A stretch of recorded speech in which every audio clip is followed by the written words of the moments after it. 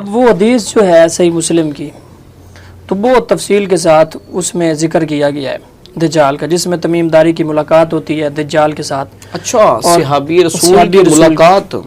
پھر وہ آتے ہیں اور حضور صلی اللہ علیہ وسلم کو آ کے یہ ساری ملاقات، یہ مکالمہ سناتے ہیں. تو حضور پھر صحابہ کو جمع کرتے ہیں.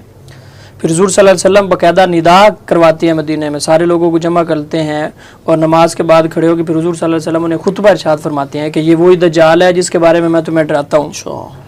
تو بعض اوقات تو صحابہ کرام فرماتے ہیں کہ حضور صلی اللہ علیہ وسلم دجال کا اتنا ذکر کرتے اور اتنا ہمیں اس سے بچنے کی حضور صلی اللہ علیہ وسلم تلقین فرماتے کہ ہمیں ایسا لگتا تھا کہ ابھی اس جھنڈ سے جو ہے دجال نکل آئے گا.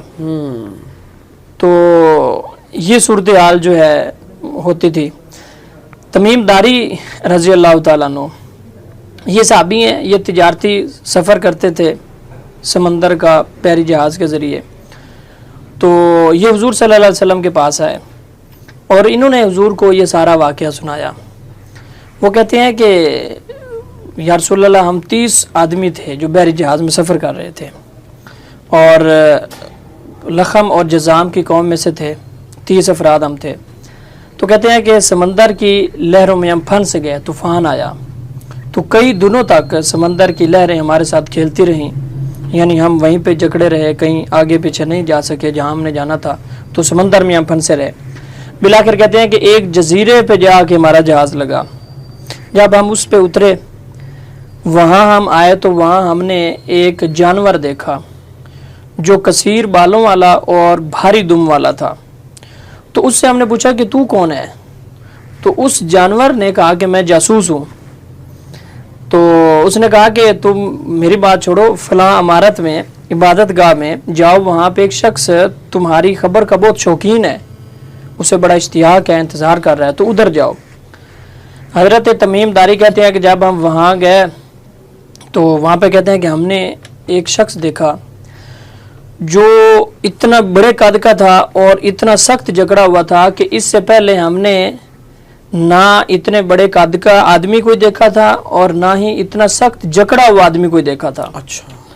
تو کہتے ہیں کہ ہم نے جب اتنے بڑے قد کا آدمی اور اتنا سخت جکڑا ہوا ایک شخص وہاں پہ دیکھا تو اس کے ساتھ پھر مکالمہ ہوا. اور پھر کہتے ہیں کہ اس کے دونوں ہاتھ اس طرح اس کی گردن کے ساتھ بندھے ہوئے تھے اور اس کی جو رانیں ہیں وہ اس کے ٹخنوں کے ساتھ بندھی ہوئی تھی، یعنی اس طرح لوہے کی زنجیروں کے ساتھ اس کو جکڑا ہوا تھا.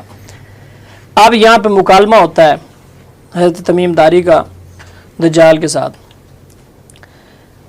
صحابی رسول کہتے ہیں کہ ہم نے اسے کہا کہ تو کیا چیز ہے؟ ہم حیران ہوئے کہ اتنا بڑا شخص اور اس حالت میں. ہم نے کہا کہ تو کون ہے، تو کیا چیز ہے؟ اس نے کہا کہ تم اپنا حال بتاؤ، تم کون ہو؟ تو انہوں نے کہا کہ ہم عرب لوگ ہیں، ہم سمندری سفر کرتے ہیں، تجارتی سفر کرتے ہیں. اس طرح ہم سفر کر رہے تھے تو سمندر میں پھنس گئے ہیں، سمندر کی لہروں میں ہم پھنسے رہے. تو بالآخر ہم اس جزیرے پہ آ ملے تو یہاں پہ ہمیں ایک جانور ملا جو بھاری دم والا تھا، کثیر بالوں والا تھا. تو اس نے ہمیں کہا کہ اس مکان میں جاؤ، وہاں پہ ایک شخص تمہاری خبروں کا بڑا شوقین ہے، تو اسے کچھ خبریں چاہیے جو تم سے لینا چاہتا ہے. تو اچھا، اس نے کہا کہ پھر مجھے آپ یہ بتاؤ، 3 چیزوں کے متعلق اس نے پوچھا، 4 چیزوں کے متعلق. اس نے کہا کہ بیسان کے نخلستان کی خبر دو. بیسان کے نخلستان کی خبر دو، کیا وہ پھل دیتا ہے؟ یہ شام کا علاقہ ہے. دجال پوچھ رہا ہے. ہاں، دجال پوچھ رہا ہے کہ مجھے آپ بیسان کا جو نخلستان ہے، باغ ہے، کھجوروں کا باغ ہے، اس کے متعلق آپ خبر دیں، کیا وہ بھی پھل دے رہا ہے؟ انہوں نے کہا کہ وہ پھل دیتا ہے. تو دجال نے کہا کہ ان قریب وہ پھل دینا بند کر دے گا. پہلی علامت. دوسرا اس نے ذکر کیا کہ مجھے تبرستان کے دریا کی خبر دو، دریا تبریہ کی، کیا وہ بہتا ہے اور لوگ اس سے پانی لیتے ہیں؟ تو انہوں نے کہا کہ وہ بھی بہہ رہا ہے. اس نے کہا کہ ان قریب وہ بھی بہنا بند ہو جائے گا. تیسرا اس نے پوچھا کہ مجھے آپ جو زغر کا چشمہ ہے اس کے متعلق آپ بتائیے کہ کیا لوگ اس سے کھیتی باڑی کو سیراب کرتے ہیں اور اس کا پانی چل رہا ہے؟ تو انہوں نے کہا کہ اس میں تو بہت پانی ہے اور لوگ جو ہیں اس سے بڑا سیراب ہو رہے ہیں، اپنی کھیتی باڑیاں سیراب کرتے ہیں. پھر اس نے چوتھا سوال کیا. اس نے کہا کہ یعنی یہ اس کا کہنے کا مطلب تھا جب یہ تینوں چیزیں بند ہو جائیں گی تو اس کے بعد میرا خروج ہوگا. پھر اس نے کہا کہ مجھے عرب کے نبی کے متعلق خبر دو. یعنی حضور صلی اللہ علیہ وسلم کے متعلق اس نے پوچھا کہ ان کے متعلق مجھے آپ خبر دیں. تو انہوں نے کہا کہ وہ تو مکے سے مدینہ کی طرف تشریف لے آئے ہیں. اس نے کہا کہ پھر انہوں نے اس نبی نے عرب والوں کے ساتھ کیا کیا ہے, حضور صلی اللہ علیہ وسلم نے عرب والوں کے ساتھ کیا معاملہ کیا ہے. یعنی وہ پوچھنا یہ چاہ رہا تھا کہ وہ اپنی تعلیم اور تبلیغ کے ذریعے ان پہ غالب آ چکے ہیں کہ نہیں. تو انہوں نے کہا کہ وہ تو ان پر غالب آ گئے ہیں. اس نے کہا کیا واقعی ایسے ہو گیا, وہ ان پر غالب آ گئے ہیں. پھر دجال نے کہا کہ اگر واقعی ایسے ہو چکا ہے تو پھر خبردار رہو, عرب والوں کے لیے بہتر ہے کہ وہ آپ کی پیروی کریں. عرب والوں کے لیے بہتر ہے کہ وہ آپ کی پیروی, یعنی ان کے لیے بہتری اسی میں ہے کہ حضور صلی اللہ علیہ وسلم کی پیروی کریں. جب یہ بات ہو چکی تو پھر دجال نے اپنے متعلق کہا, اس نے کہا کہ میں دجال ہوں. دجال سے نکلا ہے نا, تو دھوکہ دینے والا, فریب دینے تو سب سے بڑا دجال دھوکہ دے گا لوگوں کو. تو اس نے کہا کہ میں دجال ہوں, ان قریب مجھے نکلنے کی اجازت ہوگی, میں نکلوں گا, کسی بستی کو نہیں چھوڑوں گا.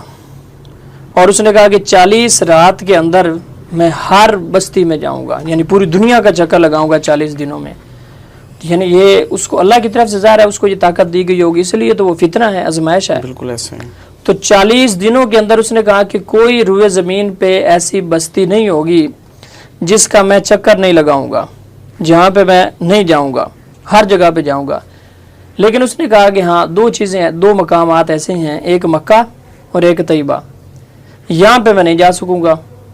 جب میں مکے میں انٹر ہونے لگوں گا یا طیبہ میں انٹر ہونے لگوں گا تو میرے سامنے فرشتہ ننگی تلوار لے کے آ جائے گا اور وہ مجھے ان دونوں مقامات پہ نہیں جانے دیں گے, ان دونوں میں میرا داخلہ حرام ہے, ان 2 بستیوں میں نہیں جا سکوں گا. پھر حضور نے کہا کہ جب یہ ساری بات حضور نے سنا لی, پھر حضور نے کہا کہ یہی طیبہ ہے, یہی طیبہ ہے, یہی طیبہ ہے. یعنی دجال نے جس طیبہ کا, مدینہ کا جگہ کا ذکر کیا ہے مکہ کے بعد, وہ یہی جگہ ہے کہ یہاں پہ وہ نہیں مدینہ المنورہ کی بات, وہ یہاں پہ نہیں جا سکے گا.